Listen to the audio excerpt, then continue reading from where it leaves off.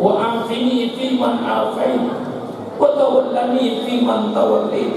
Pernah ibu berpikir, apakah anak saya masih baca kunut seperti saya? Apakah cucu saya nanti masih kunutan seperti saya? Apakah anak cucu saya masih kunutan seperti saya? Atau sudah berubah agamanya? Na'udzubillah. Nah, ini perlu pengorbanan dan perjuangan. Ketika Bapak sujud, Subhana rabbiyal a'la wa bihamdihi subhanallah, pernahkah Bapak terpikir ketika sujud, apakah anak saya masih sujud seperti saya? Apakah cucu saya nanti masih sujud seperti saya? Apakah anak cucu saya nanti masih sujud seperti saya? Ini perlu pengorbanan Anda semua sekarang ini. Surga itu tidak cuma-cuma. Surga itu mahal. Untuk masuk surga kita dengan sholat 5 waktu. Untuk masuk surga kita dengan ibadat-ibadat zikir, baca sholawat. Untuk masuk surga kita dengan berkorban harta kita untuk Islam. Oleh sebab itu sekarang banyak tokoh-tokoh Islam, tapi sebenarnya mereka pun nikah.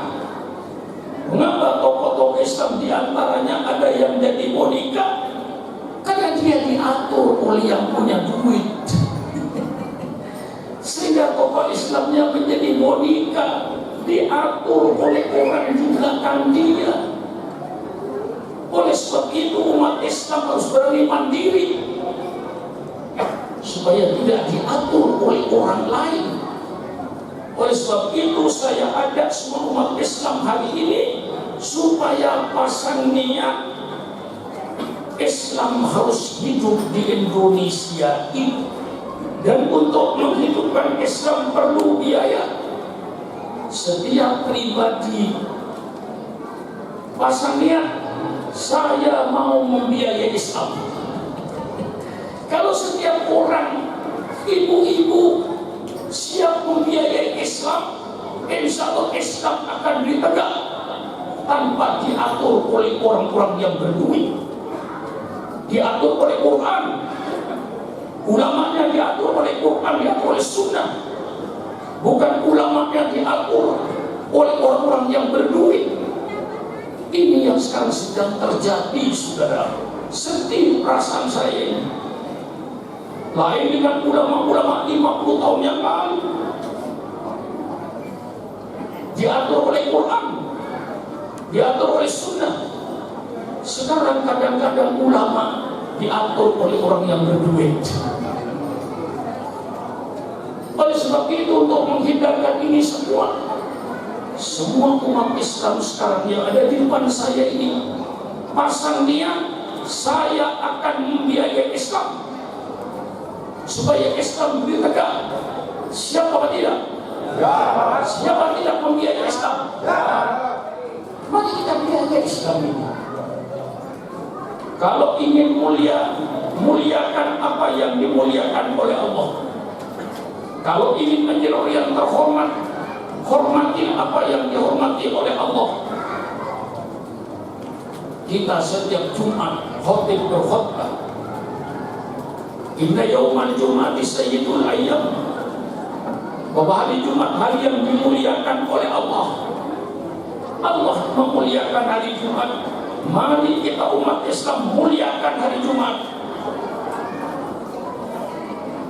Bagi penduduk Cibitung yang merokok, saya harapkan setiap hari Jumat subuh berhenti merokok. Uang rokoknya untuk Islam. Alangkah jalannya Islam ini. Masuk masjid, uang rokoknya 20.000. Masuk ke masjid. Hai orang Cibitung, kalau kau masukkan ke rumah masjid dengan duit 2.000, jangan kau merasa infak. Engkau sedang menghina agamamu sendiri. Dengan 2.000 masukkan celengan masuk ke rumah masjid, bukan kau beramal, kau menghina agamamu sendiri, kau tidak menghargai agamanya. Masa surga 2.000 pakai opak? Kasar kiai, tapi mantap.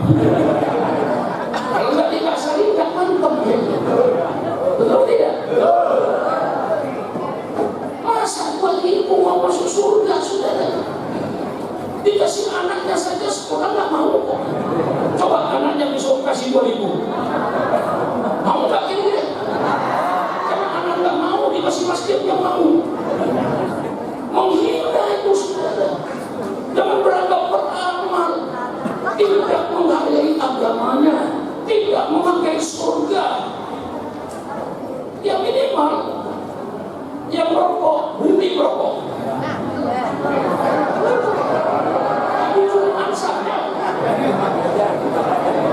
Apa artinya ya Allah, ini hari Jumat ya Allah, saya hormati hari yang kau hormati ya Allah, saya berhenti merokok, uang rokok saya 20.000 nanti saya masukkan ke dalam masjid. Kira-kira masjidnya jaya apa tidak? Jaya apa tidak?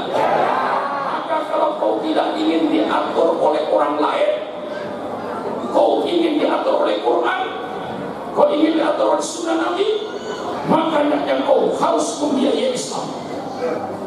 Kalau kau tidak mau biayai Islam, Islam akan dibiayai oleh orang-orang yang berduit. Syukur kalau yang berduit itu beriman kepada Allah. Kalau yang punya duit tidak beriman kepada Allah, ikut ngatur Islam, hancurlah Islam ini. Bagaimana? Saudara? Kalau 2.000 menghina, 2.000 bangga, sudah beramal. Bu, matanya melotot dipanggil nggak nyawa. Maaf Bu ya, di tempat saya Bu, kalau matanya melotot dipanggil nggak nyawa, itu namanya ikan asin. Tahu ikan asin nggak? Matanya dipanggil, ibu matanya dipanggil nyawa. Setelah saya menjerit Bu, ibu-ibu tiap hari belanja ke pasar Cibinong, tolong Bu, lebihnya belanja letakkan di kotak, lebih 2.000 letakkan di kotak, lebih 3.000 letakkan di kotak, di bawah 5.000 letakkan di kotak. Jumat pagi buka Bu, alhamdulillah ada 15.000. 10.000 titipkan sama suaminya, Pak, tolong Pak, 10.000 masukkan di tromol masjid Pak, untuk nanti saya di kuburan Pak. Pada saat Bapak sudah berpisah dengan saya, tidak bisa bela saya, anak saya tidak bisa bela saya, harta saya tidak bisa bela saya. Yang bela saya nanti Pak, 10.000 yang diteromol tiap Jumat itu saya akan tersenyum di liang kubur pada saat sendirian. Paham Bu? Paham Bu? Kerjakan. Bukan cuma paham aja. Paham tidak dikerjakan untuk apa? Itu yang ibu akan tersinggung Bu, dengan duit 2.000 yang 1 minggu, yang 5.000 nanti untuk majelis taklim. Masuk majelis taklim, ibu bawa duit.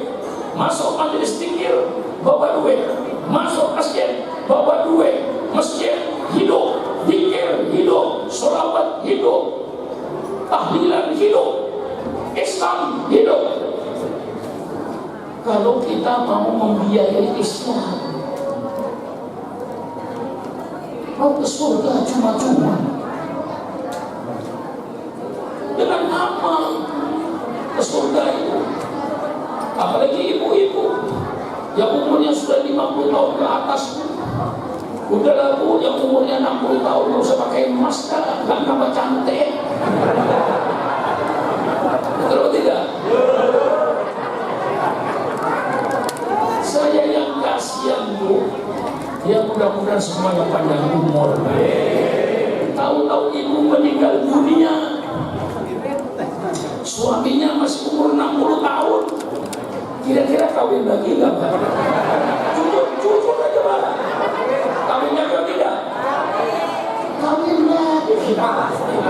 Begitu kawin lagi dibuka lemarinya Bu, gelang ibu dipakaikan sama istri mudanya.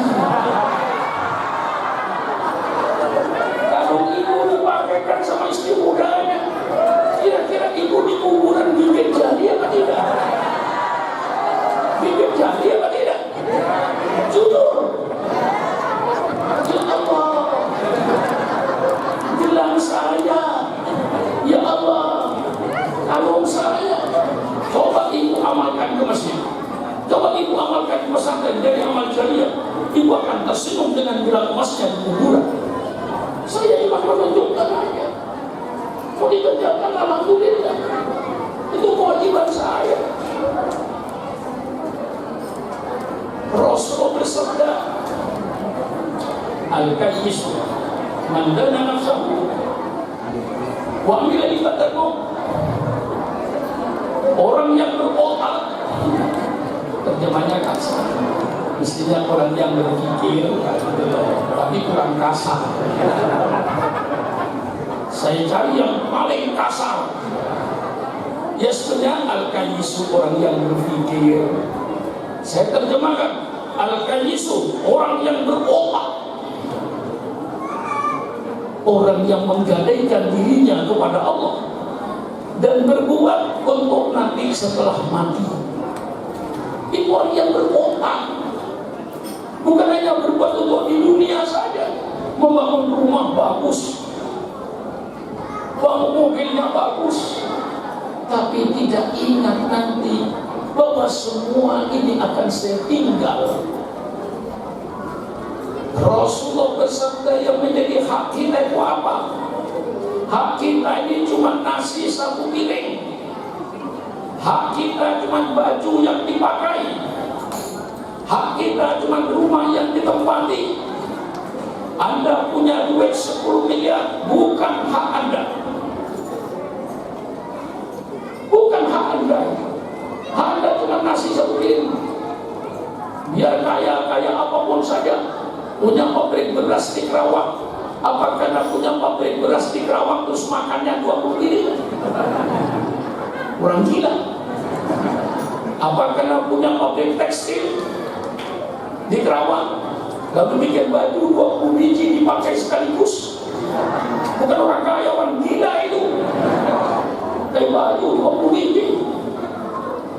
Yang dipakai hak Anda cuma baju yang Anda pakai.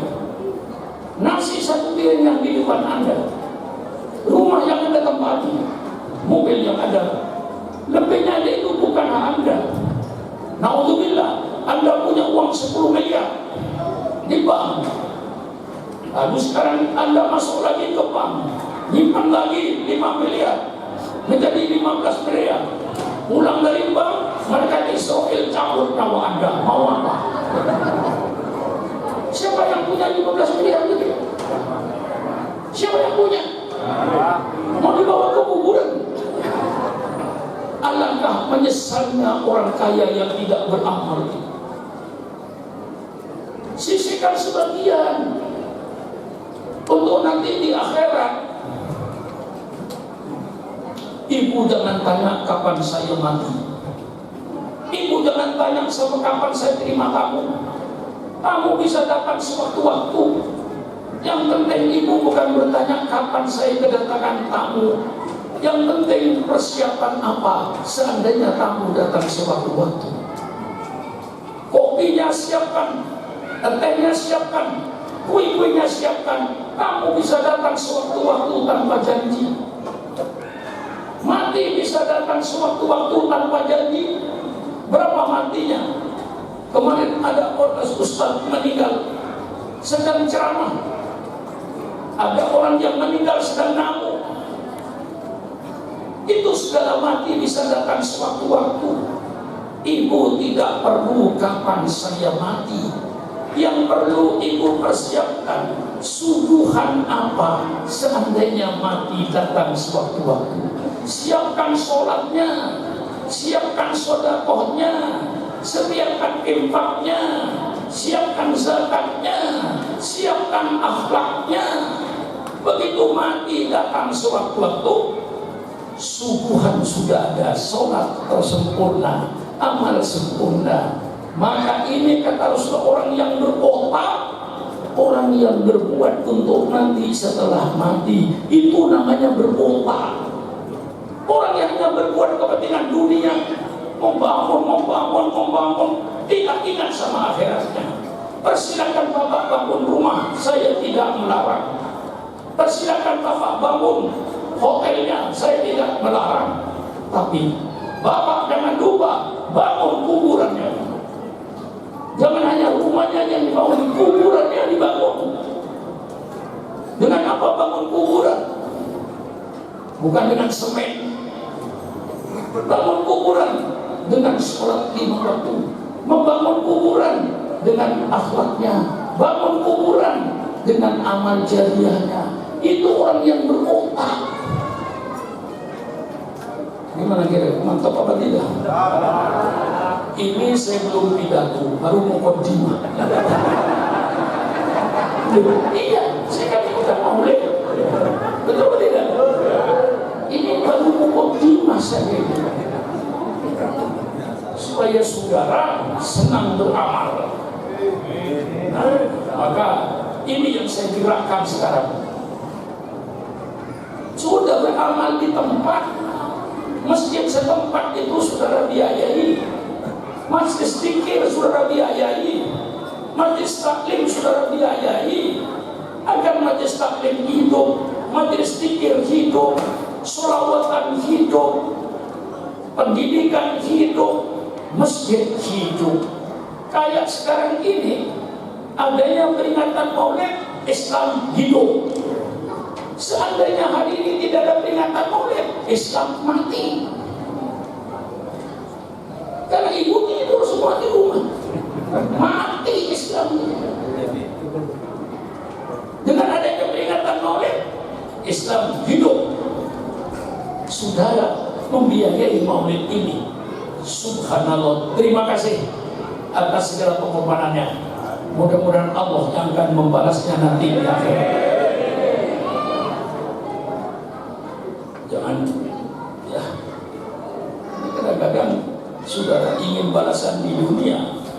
Saya punya guru di Pasuruan, pondok pesantren Sidogiri, Kiai Khalil namanya. Ketemu saya, ya saya muridnya. Syukur, saya sedih, kata dia. Mengapa sedih Pak Kiai? Saya suatu ketika sholat subuh, yang berjamaah 2 orang, ada sarungnya yang sudah robek-robek. Saya segera ke kamar saya ambil sarung yang baru, saya sedekahkan. Tiba-tiba ba'da zuhur saya kedatangan tamu dari Sidoarjo membawa kain sarung 20 biji. Saya sedih semua. Dan mengapa Pak Kiai? Dan itu oleh Allah, dibalas oleh Allah. Dan itulah yang saya sedih. Mengapa Pak Kiai? Saya khawatir, takut Allah membalas amal saya cuma di dunia saja. Apa nanti masih ada di akhirat pahala saya? Saya kasih sedekah 2 sarung, Allah sudah kasih 20 sarung kepada saya. Apakah nanti di akhirat masih ada bagian saya? Itu yang saya sedih, syukur. Apa nyinggung saya nggak tahu. Tapi saya punya perasaan, ya Allah, saya dakwah kemana-mana. Sebelum berdakwah tadi disiapkan minuman, disiapkan buah-buahan. Apakah Allah kasih pahala saya di dunia ini? Nah ini Khalil ini subhanallah, orang sufi. Maka kalau ada kiai sedekah sama saya 1 juta, nanti Allah akan balas 10 juta. Itu kiai pembohong, kiai bajingan. Iya, rakyat disuruh tidak ikhlas. Sedekah sama saya 1 juta, nanti Allah kasih 10 juta.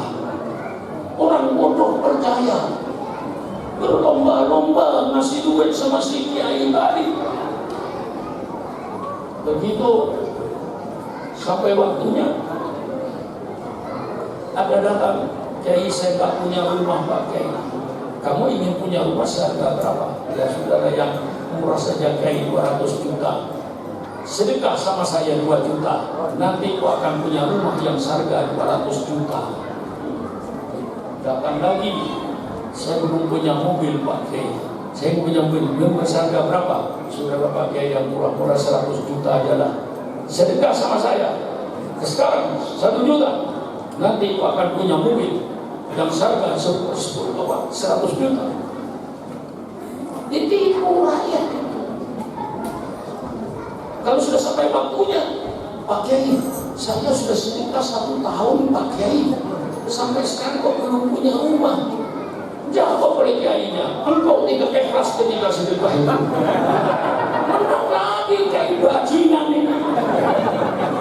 Ini kiai bajingan menang lagi. Ya jangan tertipu ya saudara. Kita mengharapkan pahala itu di akhirat.